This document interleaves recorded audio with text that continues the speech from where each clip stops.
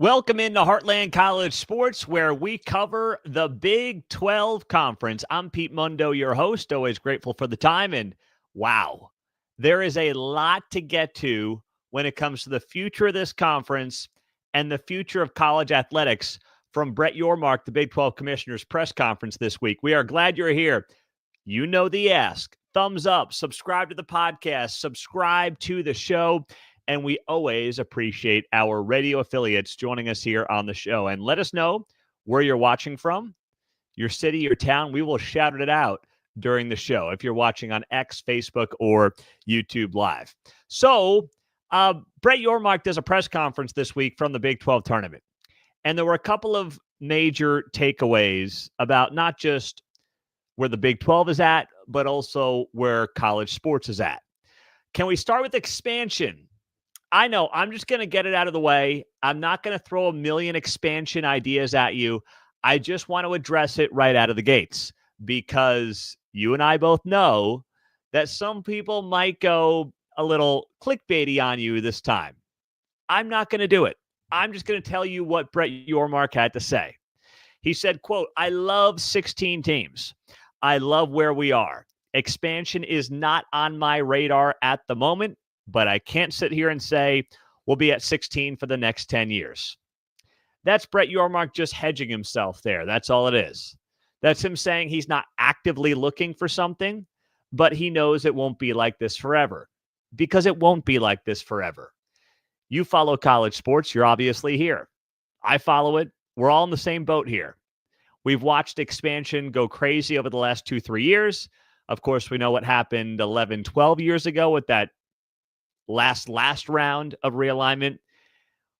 You know, history would tell us that in 5-6 years or so, we're probably reshuffling the deck once again. So Yormark is smart to say, I love where we're at. There's nothing to look at right now. There's no teams to poach. There's no obvious move to make. Sorry to some content creators out there, but there's really nothing to latch onto. But he's also admitting that he's not going to sit and rest on his laurels.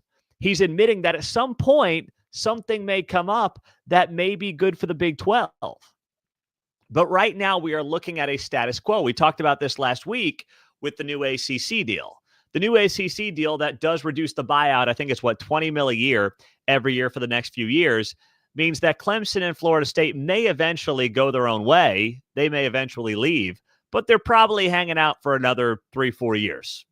And then you got the Big 12 TV contract that goes through, 2030, 2031. So all those things will start to crop up at most likely a very similar time. That's how this is, at this point in time, most likely to play out. The next big move that could happen is probably between the Power Two. It's probably between whatever's going on with the Big Ten and the SEC. They're the ones who can make the next move that then expedites the entire conversation. So if you want to look at a conference that might want to make that happen, it's that conference. So that's just something that you want to be looking at and watching, but there's nothing on the horizon or anywhere close to it. Now, Brett Yormark also talked about in his press conference the idea of Kansas City being the home of this Big 12 tournament. And Yormark continued to share very high praise for Kansas City. I know I've talked about it on the show, but here's what Brett Yormark said. There's not a day I walk through Kansas City that people aren't raving about the people and the staff and the building. And he's right about that. This town puts on an absolutely outstanding show for the Big 12 tournament. And those people talking about Vegas, well, guess what? They haven't been to the Big 12 tournament in Kansas City. You can't possibly come here and convince me or try to sell me on the idea that the Big 12 tournament is better off being in Las Vegas west of every single Big 12 school. It is not inside of a Big 12 footprint. It's not. You can't convince me that it would be better out there when there's a million other things going on in Vegas where Kansas City embraces what this place has to offer and what this conference has to offer. And I want to share just a quick text with you with somebody at the Big 12. All right, because this will hit home for those of you that are still on the fence. This is somebody, I would say, fairly high up the food chain within the Big 12 conference. We were talking about how Kansas City is the place to be for this tournament. And I said, this individual said to me, this is the best place for it. I said, I'm biased, but I agree. It's not close. Even Dallas would not top what goes on here. And the fact that a New York City homer like Brett understands it should make it obvious to outsiders. He had no reason to love Kansas City. And this person at the Big 12 writes back to me, exactly. If anything, Brett would be biased to prefer a Vegas type. Brett Yormark took Big 12 media days last summer for football to Vegas. It did not work out like they thought it would. It's coming back to Dallas this year. Give him credit where it's due. When you swing and miss, just make the adjustment quickly. Don't double down. Brett Yormark would love to be in Vegas if it made sense. He would love to penetrate New York City if it made sense. It doesn't. Kansas City makes sense. He had no reason to embrace Kansas City, but he is, and he does. So for those of you that want to see it move, it's not moving. And then Brett Yormark also talked about, speaking of expansion, March Madness expansion. There is momentum to move the NCAA tournament from 68 to 76 teams. And here is what Brett Yormark had to say about that. He said, I think that's the right number. I'm in favor of expanding to 76. And he talked a lot about the economics of it. He said, listen, when you look at the economics of it, it makes a lot of sense for us to go from 68 to 76. Why? Because they all make more money. That's it. Does the NCAA tournament need to go to 76? Goodness gracious, no. Do you want 76 teams? I don't. I don't need 76. If your team's 69, sorry, not sorry. What else can you say? Right? It's over at that point. You weren't one of the best 68 teams in the country. I really can't help you. We don't need 76. The college football playoff, I somewhat understood the bubble teams that miss out being bummed, especially when it was 4. Teams 5 and 6, it's like, man, should have had a shot. Team 69 in the NCAA tournament, come on, please spare me. But what are all these colleges and conferences chasing? Every single last dollar. That's it. That is what they're after. That's what they need. That's what they're going for. And that's why I think this tournament will go to 76. Now, what does that look like? What a 76-team NCAA tournament likely looks like is a setup where you've got now more games on Tuesday and Wednesday, like what we have with the first 4 right now. You will have play-in games between at-large teams at a power conferences to be the 12 seed, to be the 11 seed, to be the 13 seed. That's what you're going to get now when they do expand to 76. And as I understand it, they have to do this or decide on this by the end of this month. So that's when that has to happen for the NCAA tournament to expand to 76 by next season, by the 2026 NCAA tournament. But like, no one wants this. I mean, look at the teams right now. Even if you're like a diehard Cincinnati fan, you're not making the tournament after how this week went in Kansas City for you. In Joe Lunardi's bracketology, you are right now in the next 4 out. So the first 4 out, Texas, Ohio State, Boise State, Colorado State. Next 4 out, Dayton, Wake Forest, UC Irvine, and Cincinnati. So Cincinnati would theoretically, in a 76-team tournament, be in. They would be in some play-in game for, let's say, a 13 seed. Is anybody, like, even if you're a Cincinnati fan, come on, be real here. Are even Cincinnati fans dying to see this team in the NCAA tournament? Half of you want to run Wes Miller out of town. Frankly, I would have canned him. I don't think he deserves another season with the Bearcats. But I get it. His buyout's almost $10 million, so he's probably going to get one more year because the buyout gets cut in half to less than $5 million if he hangs on through next season and he's got a decent recruiting class. But if I was Cincinnati, I would be moving on from Wes Miller if there were no monetary considerations here. Now you're going to put a guy like that went 7-13 in the Big 12, potentially in the Big Dance. Why? 7-13 in conference play. We're putting teams in the NCAA tournament. What's the point of the regular season? I mean, I'm a college basketball guy. I love college football more than college basketball, but I love college basketball. Why am I going to watch any game in January or February with now 76 teams in this freaking tournament where you can go 7-13 in a power conference and make this big dance? It is a joke, man. And I just can't wrap my head around why they think it's a good idea outside of, as Pam writes here on Facebook, it is always about the money.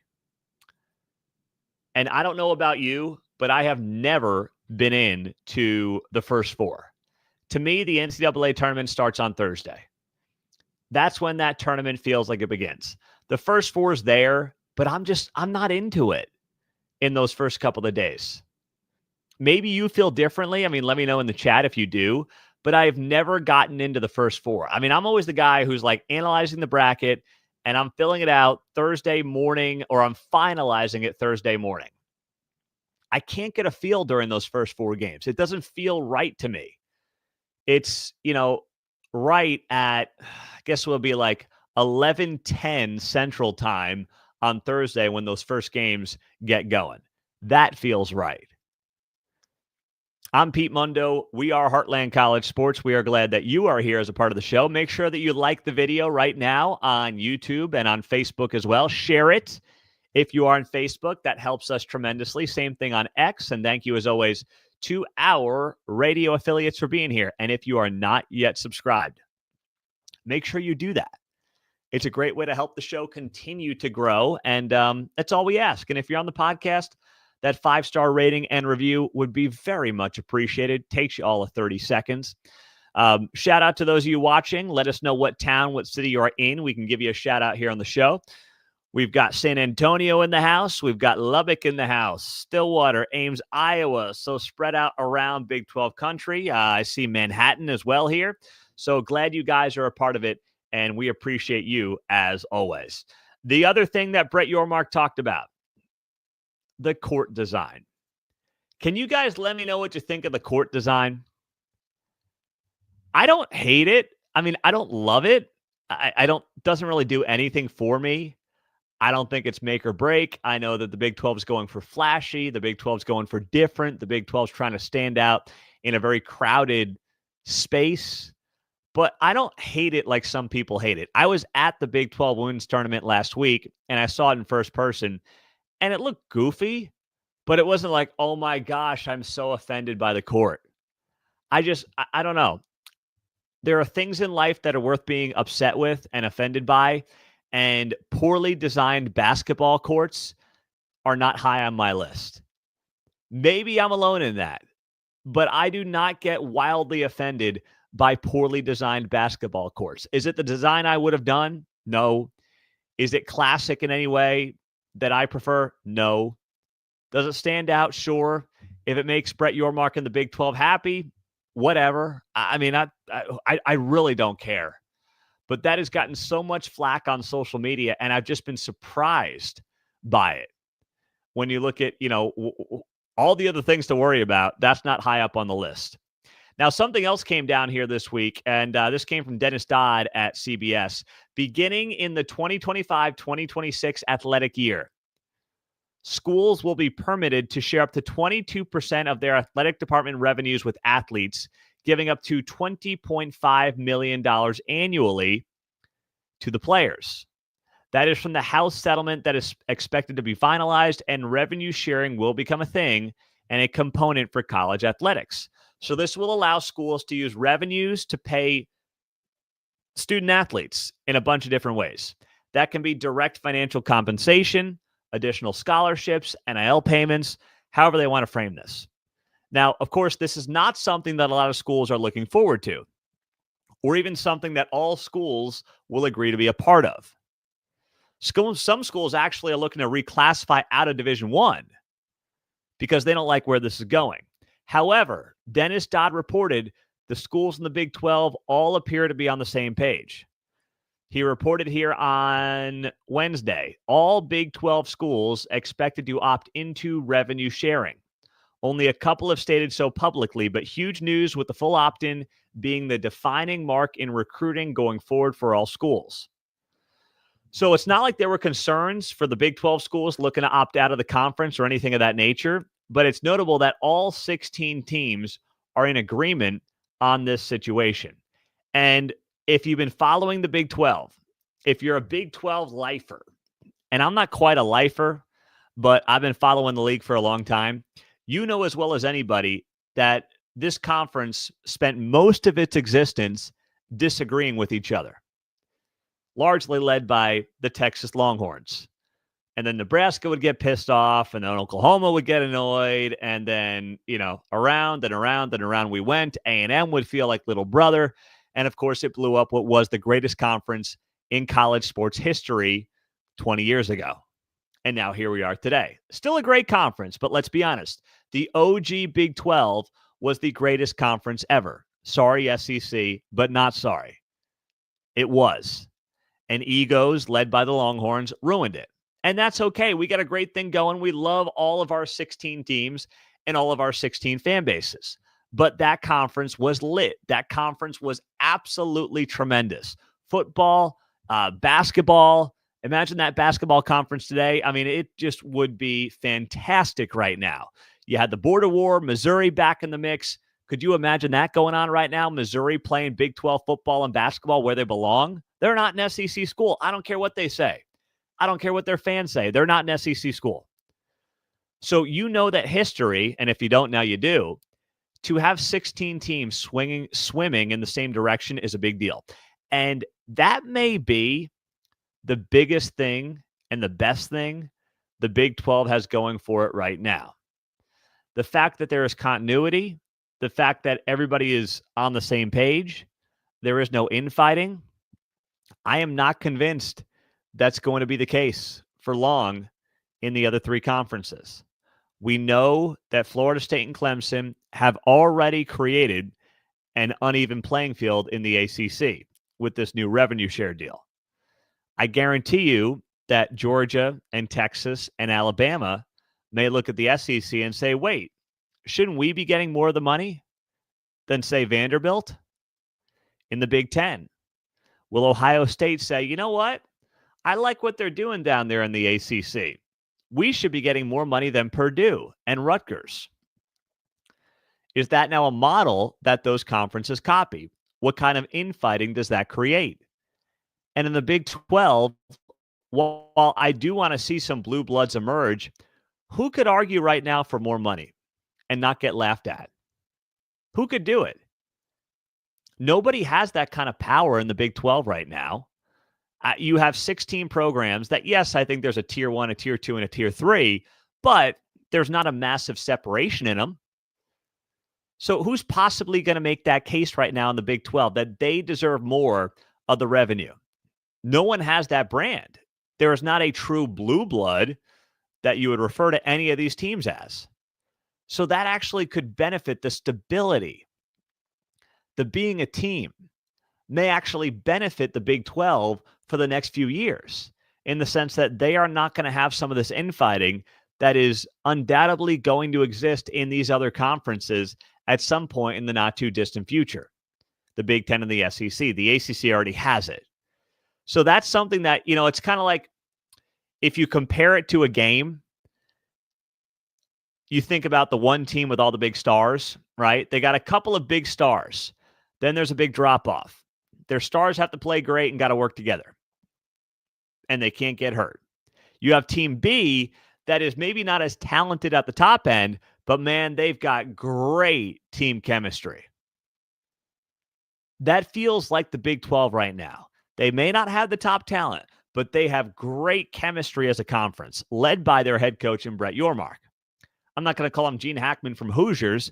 That's unfair to the Big 12 schools, but you get the point. R.I.P. Gene. Weird story, by the way. Huh? I still can't figure that one out. That's just beyond bizarre. But you look at that and you say, this could be a saving grace for the Big 12. All right, looking at some of your comments here. Mickey asks why we need a weird-looking court. I mean, listen, it's weird. I know some of you are loving it right now looking at your comments. I don't really care much either way. But yes, it's goofy. Jay writes that Yormark's trying something different.